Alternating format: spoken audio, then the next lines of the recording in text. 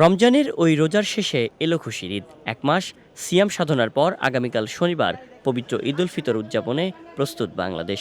রাজধানী থেকে গ্রাম সর্বত্র এখন উৎসবের আমেজ।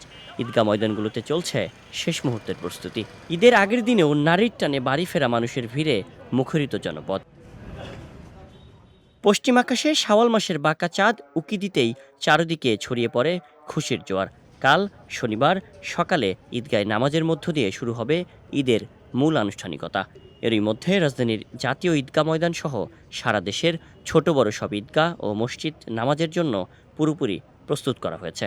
তবে প্রস্তুতি শেষ হলেও জাতীয় মসজিদের প্রধান জামাত ভেস্তে যেতে পারে বৃষ্টির কারণে। এদিকে শুক্রবার সকাল থেকে রাজধানীতে শুরু হয় বৃষ্টি। ফলে ঈদের দিনে সারা দেশে বৃষ্টি হওয়ার সম্ভাবনা বেশি বলে জানা গেছে।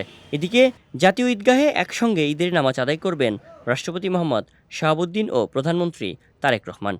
যদি বৈরী আবহাওয়ার কারণে জাতীয় ঈদগাহে জামাত আয়োজন সম্ভব না হয়, বাইতুল মোকাররমে জাতীয় মসজিদে সকাল ৯টায় ঈদের প্রধান জামাত অনুষ্ঠিত হবে। ঈদের আনন্দ নির্বিঘ্নে করতে নিরাপত্তা ব্যবস্থা জোরদার করেছে আইনশৃঙ্খলা রক্ষাকারী বাহিনী। রাজধানী সহ গুরুত্বপূর্ণ স্থানগুলোতে মোতায়েন করা হয়েছে বাড়তি পুলিশ ও র্যাব। বিশেষ নজরদারি থাকছে ঈদগাহ ও বিনোদন কেন্দ্রগুলোতেও। পবিত্র ঈদ উল ফিতরের নামাজ আদায় করার জন্য প্রস্তুত জাতীয় ঈদগাহ। এই জাতীয় ঈদগাহে নামাজ আদায় করবেন প্রধানমন্ত্রী ও রাষ্ট্রপতি। তবে বৃষ্টি যদি বাধা হয়ে দাঁড়ায়, তাহলে নামাজ আদায় করা হবে বাইতুল মোকাররমে। শায়ন সাব্বির, বিজয় টিভি, ঢাকা।